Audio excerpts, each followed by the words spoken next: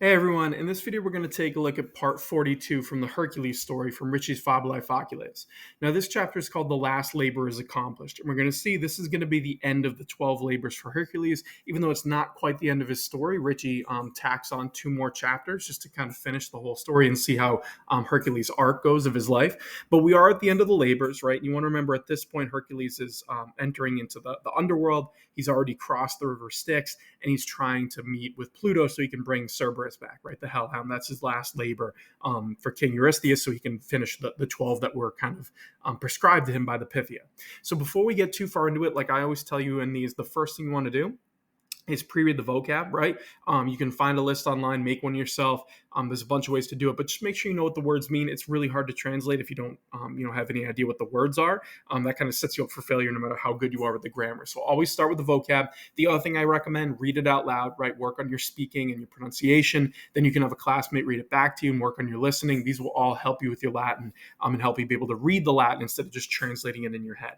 The other thing I'd encourage you to do is the read and reread method, right? So when it comes time to read through it and do some translation, read through it once, write down any problem areas you have, whether it's vocab or grammar, whatever it is. Then when you're done with the story, come back and look at your list, right? If it's vocab, that's actually really easy to do. You just look up the words and practice it, right? Do a little bit more Quizlet or whatever it is you need to do. That's an easy one. The grammar can be a little bit trickier, but if you find a good commentary, there's a bunch out there. You could probably figure it out pretty quickly, or just try to take a look and unpack it yourself. One way or another, you want to just get that grammar down. Then you go back, you read the story again, right? And you repeat that process over and over again. The ultimate goal is to be able to read through it without writing anything down. You don't have a list of problems. You can read through the entire thing and understand all of it without any help. That's how you know you're in a good place and you're ready to move on. Okay. So if you haven't done that yet, pause the video and go do it. But we're going to move forward with our translation, and I'm just going to assume that you've done that. So the best thing would be to use this as sort of a guide to make sure, like a double check that what you did kind of lines up with what I'm doing. Not that my translations are ever perfect, but it should set you on the right path so you can feel comfortable with what you did. So let's dive right into it. And again, at this point in the story, Hercules is already in the underworld. He's met Charon, right, the boatman. He's crossed the river Styx, all these things. So that's where we pick up the story. Okay? So chapter starts like this. You have Postqualm, flumen stigum hoc modo transit Hercules in sedem ipsius Plutonis vene. Et postquam causam veniendi docuit ab eo petivet ut cebrum offere sibi licere. Okay, so after he had transited, he'd crossed over the river Styx, the Flumen Stigum, right, in this way, hoc modo, right, remember with Charon and convincing him to go.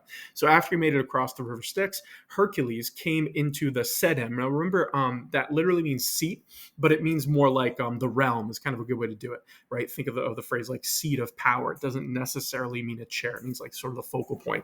So he came to the realm or the seat of Pluto himself, right? So he finally makes into the sort of heart of the underworld. And after docuit here probably best is translated as explained. And you have a gerund here, the genitive gerund, right? When he ended, you can tell by that nd ending, which is unique, right? So you have gerunds and gerundives, and that always gives it away. So here it says, after he had explained the cause of his coming, right? When he ended, meaning the reason why he's there. So after he had explained that cause, he sought from him, right? So in other words, he asked from him that it might be allowed, licere, and you have the ut clause here. So the asking sets up an indirect command, right? He's almost saying like, hey, I got to take the dog. So he asked from him that it might be allowed for him, Sibi, to carry off Cerberus, right? Kerberos. So to carry away the dog. So he just asked Pluto, right? There's no fighting. There's no like feats of strength there. He just straight up asks, can I take the dog back? And he tells him why. Okay. Then you have Pluto, qui de Hercule famam acceperat rather, eum benigne excapit, et facultatem quam ille petebat libenter dated. There we go. So it's saying Pluto, who acceperat, who had received, right? It's Pluperfect. He had received the famam de Hercule, the report or the rumor about Hercules, right? The rumor of Hercules. So he already knew that he was coming. He welcomed him, excapit. He welcomed him kindly, right? Benigne. So he welcomes him in. He doesn't fight him. He's like, hey, this is a half god, right? He recognizes who he is and he brings him in. And he gave him the facultatem, the opportunity, you might say, which ille peteba, which he was seeking. So he libenter, he gladly gave him the chance to do that which he was seeking, right? The opportunity to do what he was trying to do. So in other words, he says, yeah, you can take my dog, okay? Then you have the next line. You have postulavit tamen ut Hercules ipse cum imperata juriste fecisset, cebrum and orcum rursus reduceret. So he asked, however, postulavit, he kind of demanded or asked, however, that Hercules himself, right? So here's the ut clause setting up what he asked. He asked him that Hercules himself, when he had completed, right, fecisset, when he had done the imperata juriste, the commands of Eurystheus, right, the orders of Eurystheus, meaning the labors. So when he was done with that, he asked that he might reducere, he might bring back Cerberus, Cebrum, into Orcum, right, into Orcus and Rursus is the back part, right? So bring him back. So he says, yes, you can borrow the dog, but this isn't your dog, he's mine. So bring him back when you're done, is kind of the request that Pluto makes, okay? Then you have Hercules hoc policitus est, et Cebrum quem non sine magno periculo manibus prehendera, sumo cum labore ex orco in lucum et ad urbem juriste traxit. So Hercules, he policitus est. So here's a deponent verb. He promised this, right? Hoc. So in other words, he says, yeah, I'll bring back the dog. And now the main verb here is traxit. So Cebrum is going with traxit all the way at the end. You have that clause, the relative clause in the middle. So it's saying he dragged Cerberus, whom, right, or which, I guess if you want to think if it's a person or dog, however you view animals, right? So whom not without great danger, meaning it wasn't easy to do. So not without great danger, prehenderat, he had grabbed with his hands, right? So it's saying he'd already taken, right, prehenderat, he'd already grabbed Cerberus with his hands. And after that, right, he dragged him, sumo cum labore, with the greatest labor, right, the greatest difficulty, ex orco, from Orcus in lucum, into the light, meaning above, right, into the light of the world.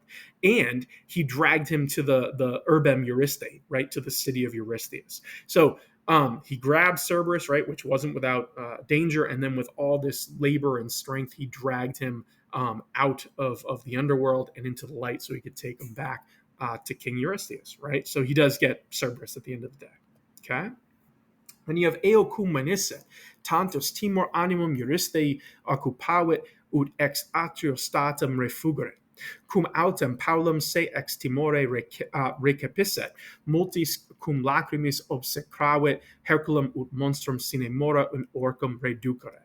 Okay, so eo cum manisse means when he had come there, right? Eo there, to that place. So when he had gotten there, meaning to Eurystheus, right, his city, such a fear, right? So tantus timor, such a fear occupied or kind of seized the animum Eurystei, right? The mind of Eurystheus. He was so afraid seeing this hellhound dog, right? This monster, that he refugeret, that he fled ex atrio, right, from the atrium. It's the result clause, right? The tantus sets up the result clause. So he was so scared with the result that he fled from the atrium, right, the hall, statum, immediately. So he runs away.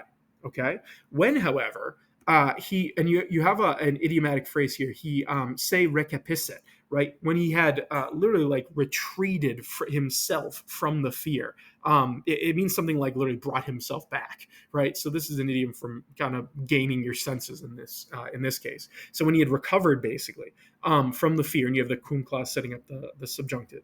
So when he had recovered from the fear, Paulum, a little bit, right? So he's not totally over the fact that Cerberus the dog is here, but when he kind of gotten his senses a little bit back, obsecravit, he begged with multis lacrimis, with many tears, right? He begged Hercules, and it's setting up an indirect command here, right? So he begged him that he might reducere, that he might bring back the monstrum, the monster, without delay into Orcus, sine mora in Orcum. So in other words, the minute he sees it, Eurystheus freaks out, he's terrified, he runs away. He kind of regains his senses, and he's begging Hercules to please bring it back, right? Even though Hercules has finished that 12th labor. Then you end with this. You have sic contra omnium opinionem duodecim illi labores quos Pythia praecepera intra duodecim annos confecti sunt. Quae cum ita essent, Hercules servitute tandem liberatus magno cum gaudio Thebas rediit. Okay, so thus, seek, right? Thus, against the opinion of all, omnium opinionem, right? So against all odds, basically. The 12 labors, or those 12 labors, duodecim illi labores, right? Those 12 labors, which and quos is the relative going with labors, which the Pythia had praecepera, had ordered, right? within 12 years, intra duodecamanos, right? There's your cue. So within 12 years, confecti sunt, they were completed. So illi labores is going with confecti sunt, they were finished, okay? So within that time, they were done. And then you have quae cumita essent. So since, cum is probably best translated as since here. So since these things, it's kind of an idiom for translating the quae. So since these things were thus, were so, right? So in other words, it's an idiom means like because all of this had happened, basically.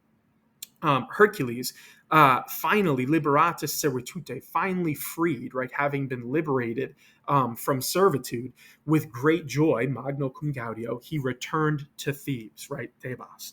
And remember, you have the name of the city, so you don't need the preposition there. Okay, so within those 12 years, Hercules, we've been seeing for a long time in these videos now, he's been doing these labors, he's been all over the place, all these miraculous things, he's finally able to go home, right? Which was the penance he was doing. If you remember, way back at the beginning of the Hercules story, the Pythia tells him this is the only way you can atone for the sin of murdering your family. Okay, so hopefully this made some sense. We're just about at the end of the Hercules story. The labors are done. The next two are about his death, right, and kind of the end of his life. So we'll see those. But again, you're right at the end of the Hercules story. If you have any questions at all, there are some trickier parts in this. Jaron showed up. You're getting a heavy dose of subjunctive, things like that. But if you have any questions at all, feel free to put them in the comments below. But hopefully you've seen enough repetition at this point. We're 42 chapters into the Hercules story. You've seen enough repetition that you're catching on to how all these things work, and you're able to do it pretty easily. Remember, the goal is to be able to read through this without any help at all, right? Be able to do all of it without looking at anything. That's how you know you're ready to move on. So hopefully you're in that place. But otherwise, just let me know, and I'll be happy to help. Good luck.